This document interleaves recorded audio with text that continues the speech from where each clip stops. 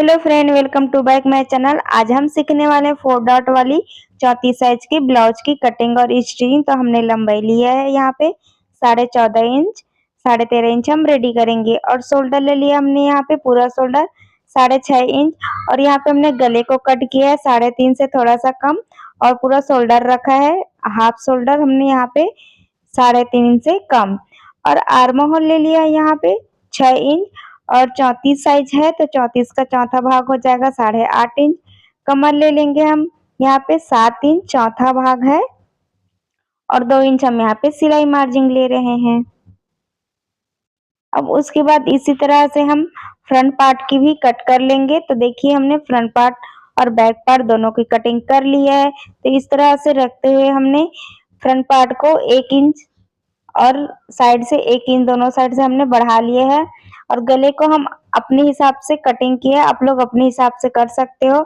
हमने यहाँ पे गले की गहराई 4 इंच पर रखा है, सामने 3.5 इंच पर रखा है। बोट नेक का है बट कम बोट नेक है ये। तो ये स्टिच कर लिया है हमने, देख सकते हो अच्छे से। अब इसमें हम निशान लगाएंगे। तो डॉट पॉइंट है हमारा 10 इंच यहाँ पे सामने पार्ट के लिए, और यहाँ से ले लेंगे हम 4 इंच, और यहाँ ऊपर साइड ले लेंगे हम 4.5 इंच पर। और यहाँ से 1-1 इंच पर हम टक्स के निशान लगाएंगे, और आपस में दोनों टक्स को हम इस तरह से मिला लेंगे। ये देखिए इस तरह से हम टक्स को मिला लेंगे। अब उसके बाद हम ऊपर साइड ले लेंगे निशान। तो हमारा ये डॉट पॉइंट है उसी के सीधे सीधे हमें लेना है 2.5 इंच पर, और यहाँ से भी हम हाफ इंच पर इस तरह से निशान लगा लेंगे। ये बोट नेक पर है और ये साइड चेन बनने वाला है, तो हम साइड चेन लगाएंगे इसमें। तो हमारा पीछे भी हुक नहीं है, सामने भी हुक, तो एक्स्ट्रा लेने की जरूरत नहीं है। और इस तरह से हम निशान लगा लेंगे। इसको टक्स को लगाने के बाद हम पूरे कमर पट्टी लगाने के बाद हम फिनिशिंग का सिलाई देंगे। तो ये पीछे वाले पार्ट हो गए, तो हाफ इंच पर हम पीछे के लिए भी लगा लेंगे। ये देखिए निशान हमने लगा लिए, तो दूसरे साइड भी अच्छे से हम उपका लेंगे। तो चलिए अब इसको हम सिलाई कर लेते हैं दोनों साइड, और कमर पट्टी पे हम पाइपिंग लगा के रेडी कर लेंगे। तो पहले फ्रंट पार्ट को बना लेते हैं। तो देखिए हमने फ्रंट पार्ट पे अच्छे से निशान लगा लिया। अब इसको हम उल्टा करेंगे और दूसरे साइड हम अच्छे से उपका लेंगे।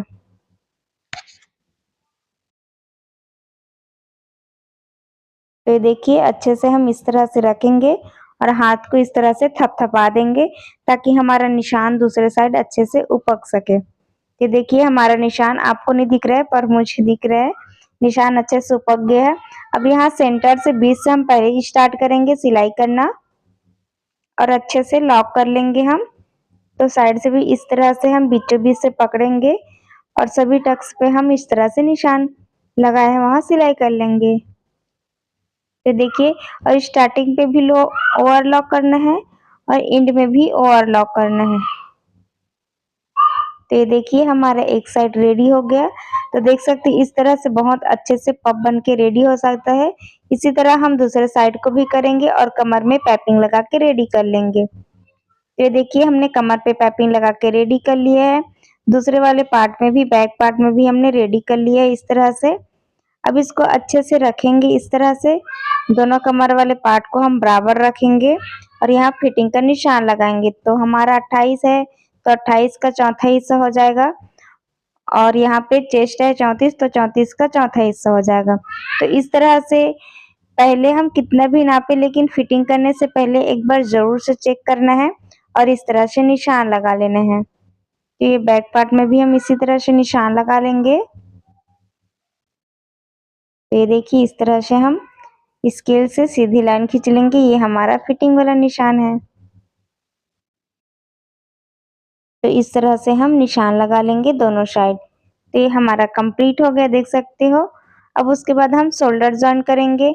तो हम ये हमारा साइड चेन है, तो हमारा दोनों साइड ये बोट नेक पर है गला। तो हम इसमें शोल्डर जॉइन कैसे करेंगे देखिए। तो ये हमारा सामने साइड है, तो जिधर हमारा पल्लू बनेगा, जिधर पिन लगाएंगे उधर हम शोल्डर जॉइन नहीं करेंगे। जिधर ओपन साइड रहेगा उधर हम शोल्डर जॉइन करेंगे। तो देखिए इस तरह से हाफ हाफ इंच पर हम शोल्डर जॉइन करेंगे, क्योंकि इस साइड हमारा जहाँ पल्लू रहेगा उधर हमारा पिन लगाएंगे तो ये दब जाएगा सिलाई में और सिलाई दिखेगा भी नहीं।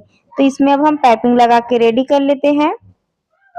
गले में पूरे राउंड में पाइपिंग लगा के रेडी कर लेते हैं। चलिए, तो ये देखिए हमने पाइपिंग लगा के रेडी कर लिया। अब उसके बाद हम शोल्डर को जॉइन करेंगे।